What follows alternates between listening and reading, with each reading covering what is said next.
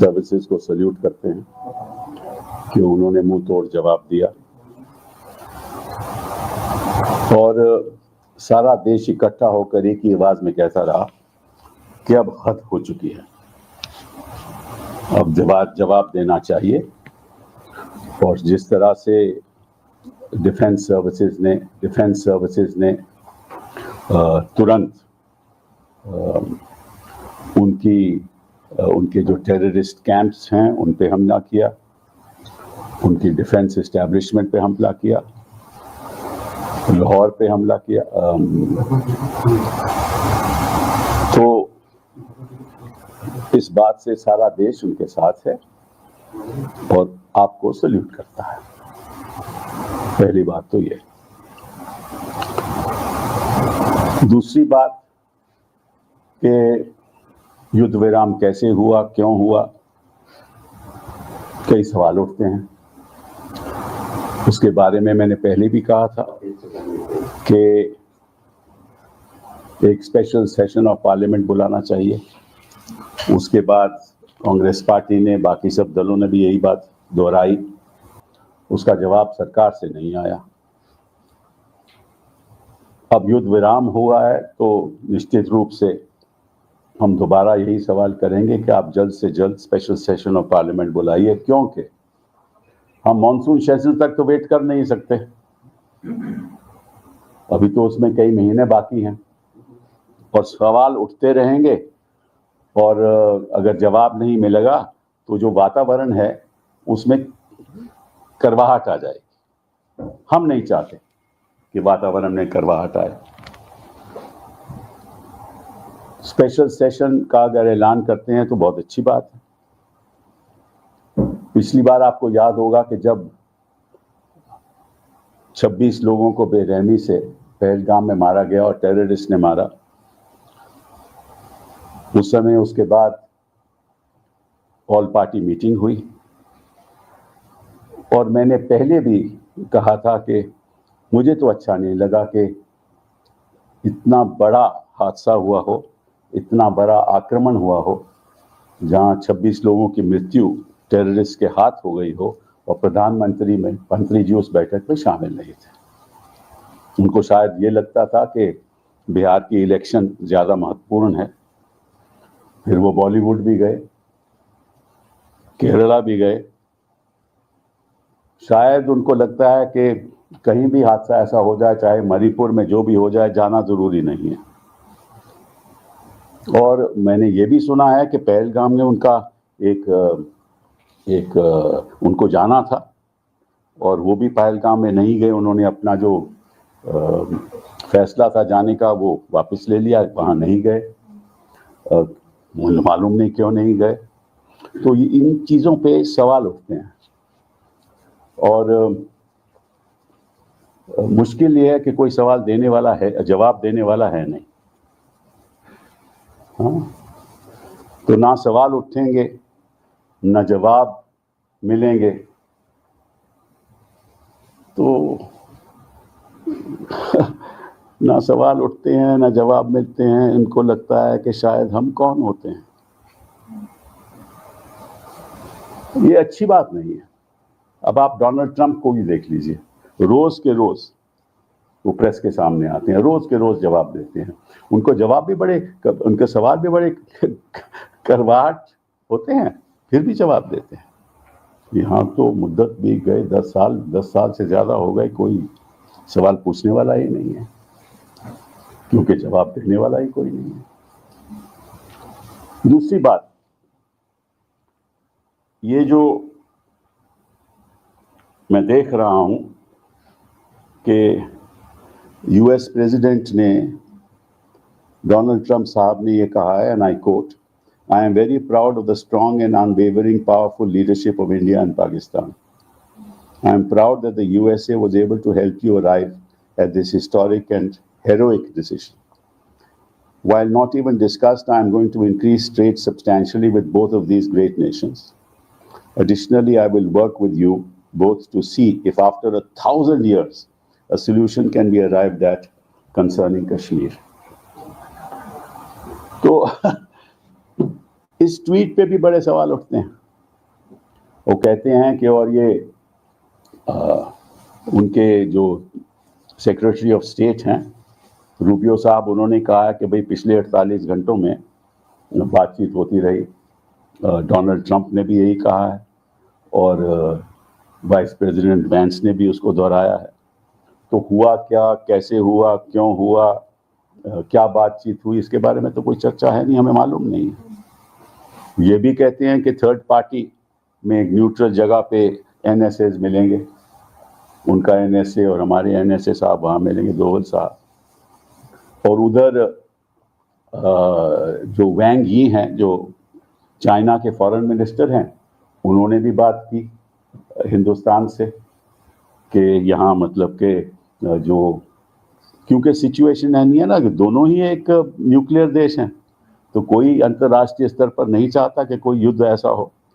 मुझे याद है इनफैक्ट 2022 में जब प्रधानमंत्री जी पुतिन साहब को मिले, उन्होंने कहा कि इस युद्ध के दौर में कोई जंग नहीं हो सकता। तो ये तो प्रधानमंत्री भी जानते थे कि युद्ध में दौर में कोई जंग नहीं हो सकता।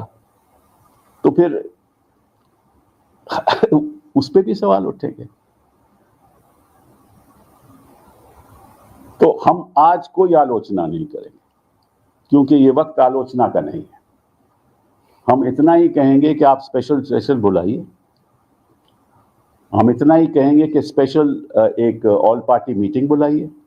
और मैं राजनीतिक दलों से मैं सलाह तो दे नहीं सकता, बट इतना कहना चाहता हूं कि जब तक सरकार ये आश्वासन नहीं दे कि प्रधानमंत्री जी उस ऑल पार्टी मीटिंग में शामिल नहीं होंगे, तब तक आपको उस मीटिंग में हिस्सा नहीं लेना चाहिए।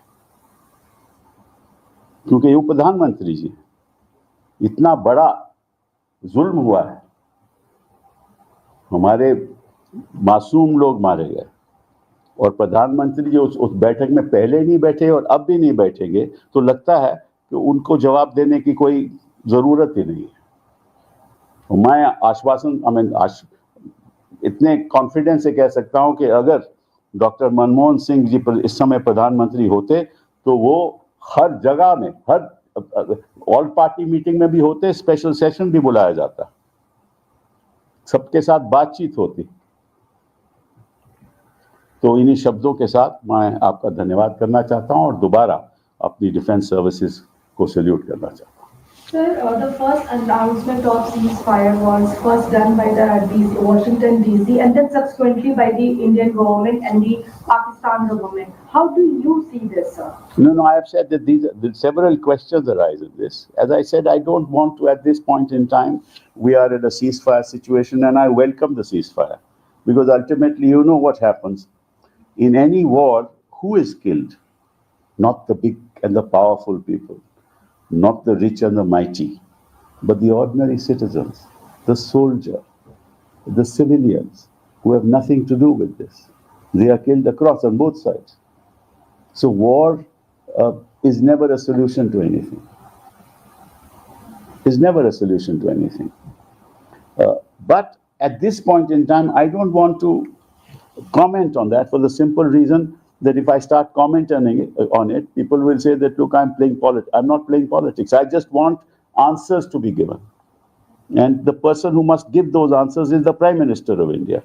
And a special session be called because this is an event which has in fact resulted in an emotive response throughout the country to stand with the government and to back the government in every action that they take. So if we stand by them, they must also respond by saying that, yes, we will let you know this is what happened. So I want those answers to be given. Sir, Chidambaram साहब ने अभी प्रशंसा की है PM की और कहा है कि उरी पुलवामा और इस तरह के जो अटैक हुए उसको बड़ी सावधानी से बहुत सुलझा हुआ इन्होंने एक्शन लिया है। कौन से? मैंने तो उनका आज लेख पढ़ा है, उसमें तो ऐसी कोई बात नहीं। उन्होंने ये कहा है कि हमास में, वहाँ इजराइल जो हमास का कॉन्फ्लिक्ट हो रहा है, वहाँ 50,000 लोग मारे गए। और उन्होंने ये भी कहा है कि यहाँ जो रशिया का कॉन्फ्लिक्ट हो रहा है, वहाँ 13,000 लोग मारे गए। और उन्होंने कहा कि war is not a solution, ये भी उन्होंने अपने उसमें कहा है। लेकिन एज आई सेड कि सभी, चाहे वो चिदम्बरम साहब हो, चाहे मैं हूँ, सभी राजनीतिक दल हैं, हम सरकार के साथ हैं और जवाब देना चाहिए और जवाब दिया गया। इसीलिए तो मैं सैल्यूट कर रहा हूँ डिफेंस सर्विसेज को। बात डिफेंस जवाब की नहीं है, बात की राजनीति में क्या हुआ, इन लोगों ने ट्वीट क्यों किया, कैसे किया, कब किया, किस लिए किया, क्या सही है, क्या गलत है, क्या न्यूट्रल पार्टी पे मिलेंगे, नहीं मिलेंगे, इन चीजों का हम जवाब चाहते हैं, इसलिए हम टिप्पणी नहीं कोई कर रहे। So one question, the government yesterday said that any future act of terrorism will be treated as an act of war. In the present, we are talking about the future, but the large consensus in the public is that the terrorists in the Pahalgam attack is still at large. They have neither been identified or captured by the government. I don't know. I mean, we don't know those facts. Therefore, those questions will have to be answered. Now, I don't want to criticize the government at this point in time because I don't know the facts myself. Unless I know the facts, how do I criticize them? And I don't want to criticize them. I'm on the government side because this terror attack must be met with the strongest possible response, which the defense services have given, and used very high quality responses through loitering mechanisms and other things, and through scalp and other sort of technologies that they have. Sir, Donald Trump की tweet पे जो आप उनकी भाषा समझ में आती है कि लाखों लोगों की जान जा सकती है, तो क्या ऐसा लगता है कि पाकिस्तान मनमनाए बैठा था, उनकी बातों से जो लग रहा है कि कोई न्यूक्लियर अटैक करेगा या और एस्केलेट करेगा, और उनकी इंटरवेंशन नहीं, एस्केलेशन तो हो रही थी, एस्केलेशन तो निश्चित रूप से हो रही थी, क्योंकि जब हमने कड़ा जवाब दिया, मुंह तोड़ जवाब दिया, तो उन्होंने भी श्रीनगर पे, पुंछ पे, जम्मू पे और सारे राजस्थान में, सारे बाउंड्री, अपने बॉर्डर पे उन्होंने आक्रमण शुरू कर दिया। तो देखिए, ऐसा है ना कि जब अब तक जो अच्छी बात ये हुई कि अब तक एयरफोर्स, जो हमारा कोई भी फाइटर प्लेन है, वो लाइन ऑफ कंट्रोल से आगे नहीं आया, तो ये तो लाइन ऑफ कंट्रोल से पीछे सब युद्ध हो रहा था। ये अच्छी बात है, क्योंकि जब ऐसा हो तब तो फिर पीछे हटने का सवाल ही नहीं होता। तो क्या किस स्थिति थी, क्या थी, ये मैं नहीं जानता, ये तो डोनाल्ड ट्रंप साहब ही जानते हैं, तो उनसे मैं तो जवाब पूछ नहीं सकता। ठीक है, थैंक यू।